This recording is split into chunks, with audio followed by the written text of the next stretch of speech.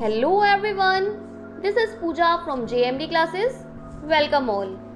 Today in this video, we are going to read chapter 4th, The Old Clock Shop of class 6 supplementary book.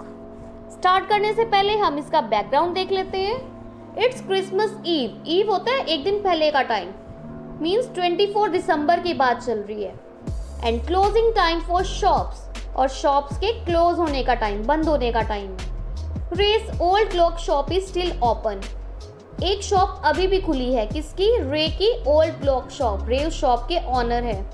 To shoppers call at this late hours. Shoppers होते हैं जो shopping करने आते हैं, तो उस late hours में भी टू शॉपर उस शॉप पे गए. Christmas Eve had arrived. Christmas Eve आ गई थी, मीन्स 24 दिसंबर. As last minute shoppers were going home. और लास्ट मिनट शॉपर्स घर जा रहे थे.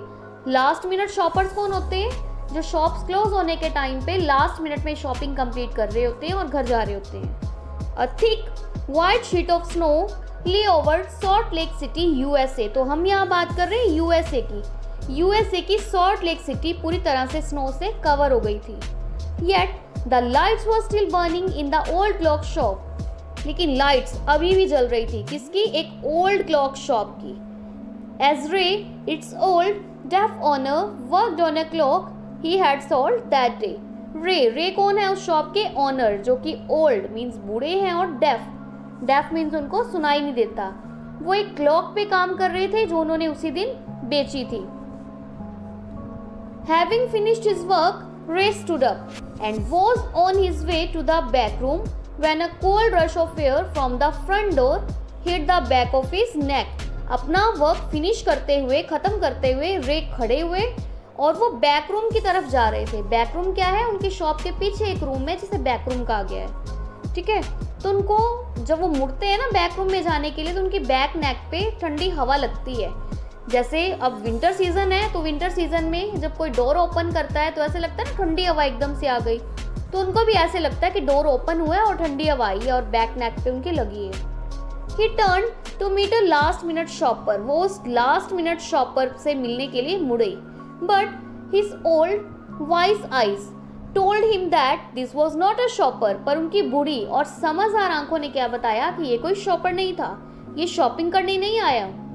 ही saw two man, one in his 20s and other closer to 50. उन्होंने दो मैन देखे. उस शॉप में दो मैन आए थे. जो पहला था वो तो 20 के नियर अबाउट था, मतलब उसकी एज 20 के नियर अबाउट थी, और दूसरे की 50 के near about.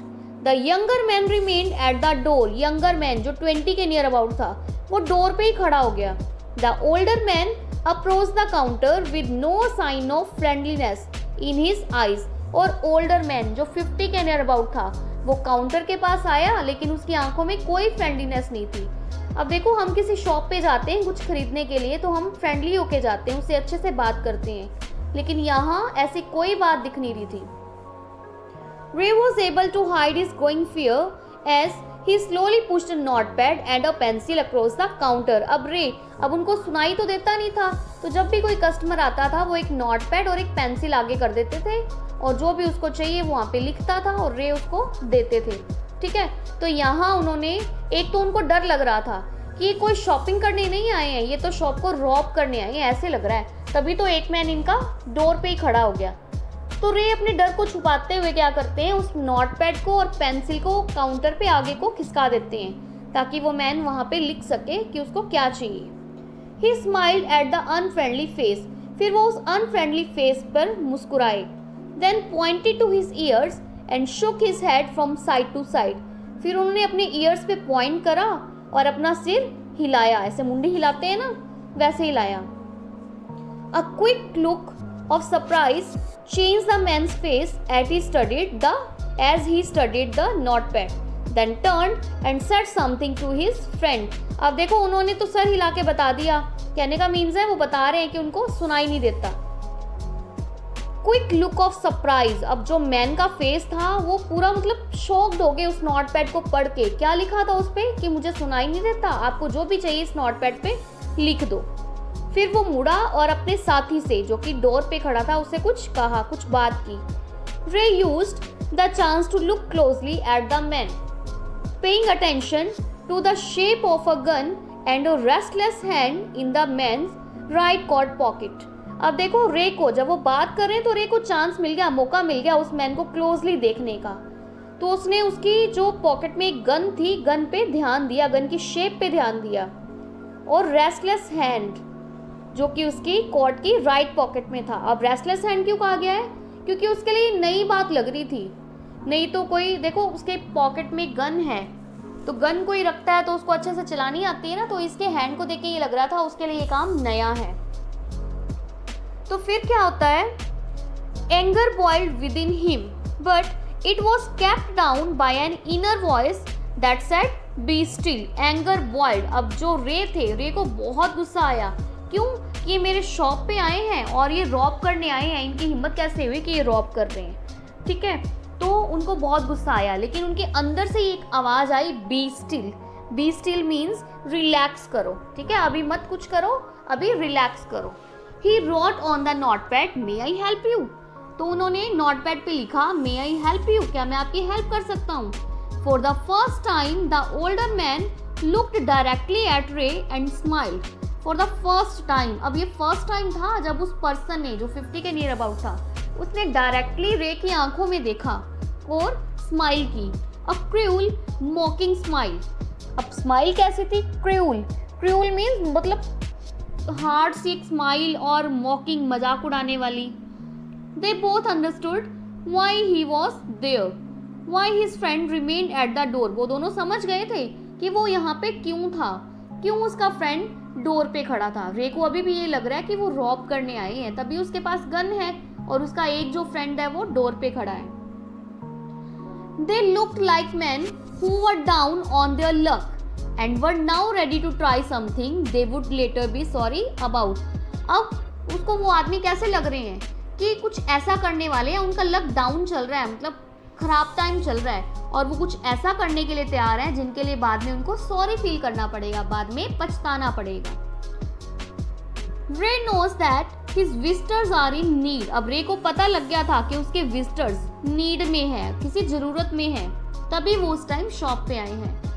He accept an old watch in exchange for a good sum of money. उसने उसकी ओल्ड वॉच जो कि बहुत पुरानी सी थी उसको एक्सेप्ट करा और बदले में अच्छे खासे पैसे देने की सोची। The message of peace and goodwill spreads everywhere as the old clocks chime Merry Christmas. शांति और अच्छाई का मैसेज हर जगह फैल गया जैसे ही ओल्ड क्लॉक्स ने चाइम किया merry Christmas. Chime means ring करना, बजना। The clocks ticked on, clocks चलती रही। Ray calmly wrote another message, have you come to pick up a clock or watch.